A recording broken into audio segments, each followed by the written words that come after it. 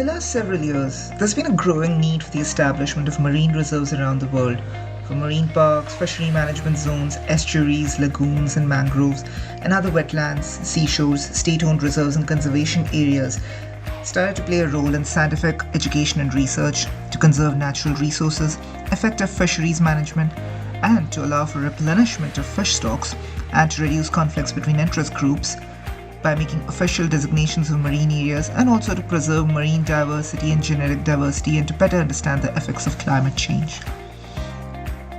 Humans have long used the sea for many extractive uses like fishing, coral mining, oil dredging, and others.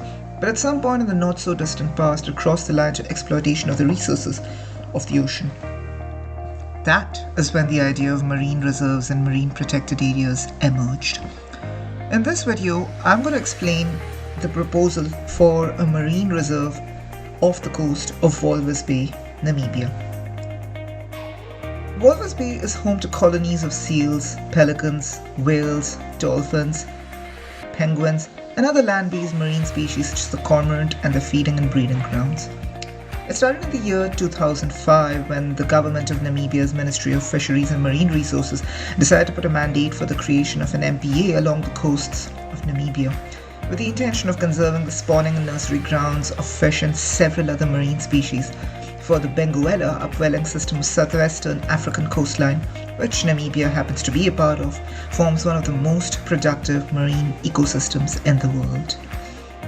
The nutrient-rich ecosystem is home to many fish assemblages, including pelagic assemblages such as anchovies and pilchards, and the predators as well, which include seabirds such as seagulls and other marine mammals. And the place hosts crucial feeding and breeding grounds for several marine species and land-based marine species. Namibia established its first marine reserve in 2009 with the Namibian Islands Marine Protected Area in 2009 along the Namibian coast from Mayo Bay to Chamez Bay, spanning a length of 400 kilometers and a width of 30 kilometers. They went a step further with the establishment of the Cape Cross Seal Reserve just below the Skeleton Coast. Namibia is a member of the Benguela Current Convention along with Angola and South Africa.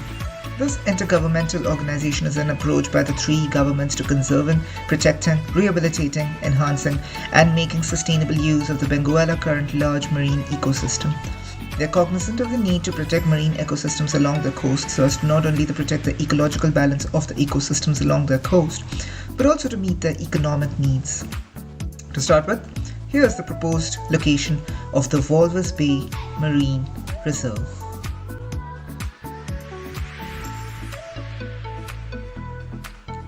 Our goals are to conserve the biodiversity in both land-based and marine-based species off the coast, the ecological processes that sustain the area, and the natural habitats of all species, both predators and prey. This would include the seal colonies at Pelican Point, the humpback whales that are often seen along the coast of the bay, the near-threatened Heaviside dolphin, which is endemic to the coasts of Namibia, Angola, and South Africa, the cormorants in Bird Island, and the great white pelicans, pelagic assemblages of anchovies and sardines, and other marine species in their feeding and breeding grounds.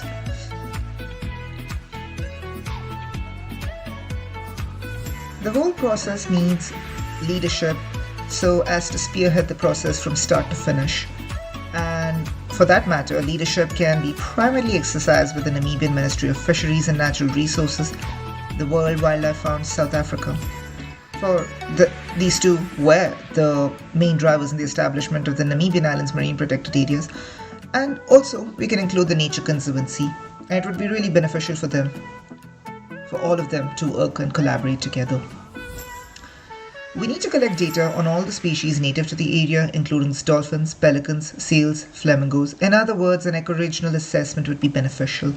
We need to collect data on the socio-economics, the demographics, income structures, and the institutions that govern the city of Walvis Bay, the politics of the area, and as to how they affect the creation of the reserve, and any threats to the ecological balance of the species mentioned or the ecosystems, and how they can be mitigated. People's attitudes towards the sea, if they see it through the lens of conservation, or do they think of it as something to be extracted and made use of? Do they want to just undertake unsustainable fishing and coral mining, or do they plan to commit to conservation? How educational institutions approach the issue and their attitudes for understanding how the youth are taught to approach the sea in school is vital to understand how different demographics approach the issue. It's also necessary to hold regular meetings and town halls with the stakeholders so as to develop trust and eventually work together to meet our objectives.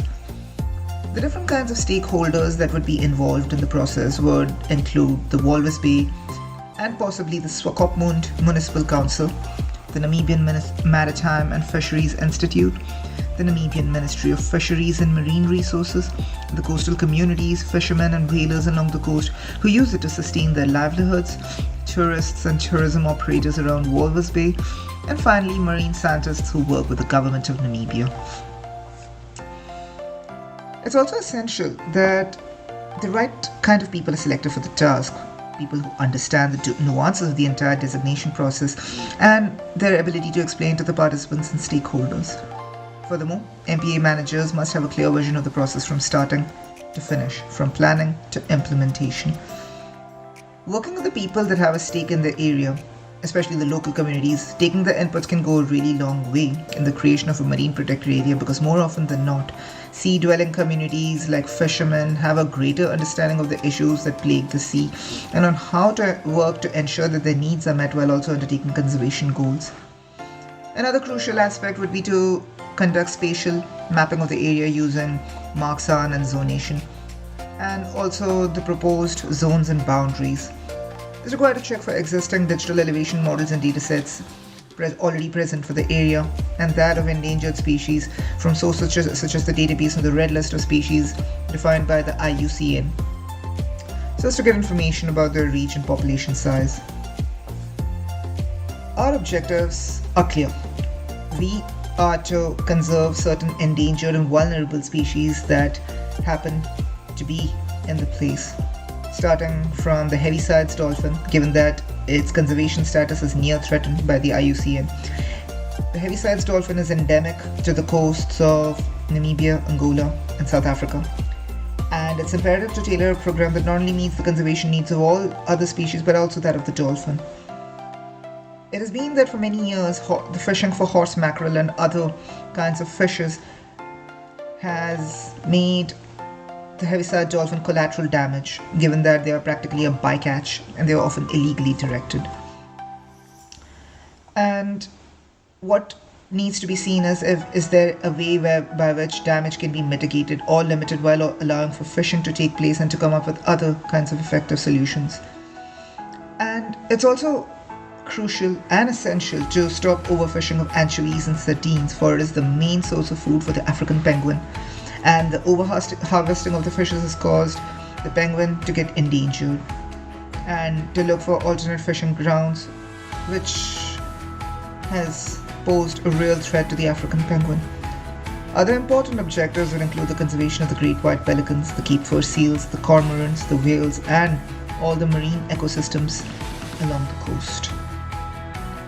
The planning process should set a realistic time frame of this plan from start to finish, for a reserve plan with no vision could be confusing, be aimless, and is just a recipe for disaster.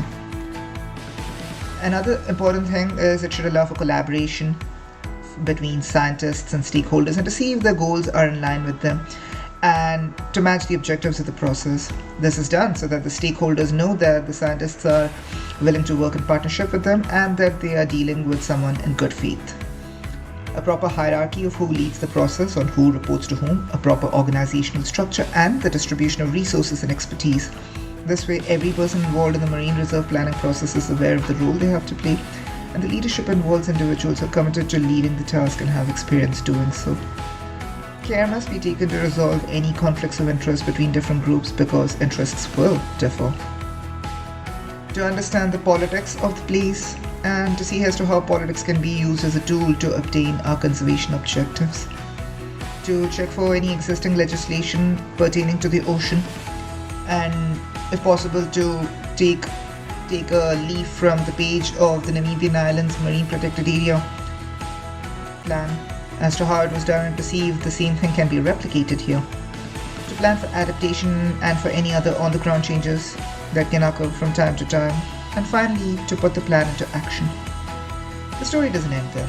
After it is implemented, one needs to monitor it because it is crucial. And why it is, I'll explain.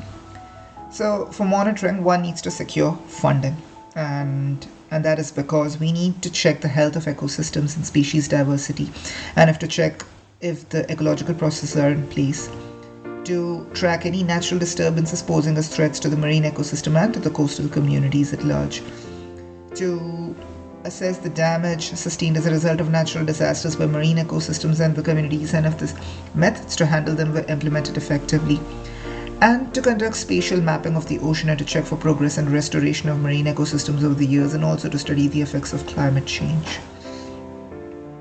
and to assess all extractive activities taking place along the coast and to see if they are in line with the limits agreed upon when the MPA was established, to check the economic status of the MPA in terms of tourism, fishing, etc., and to also check for the revenue generated.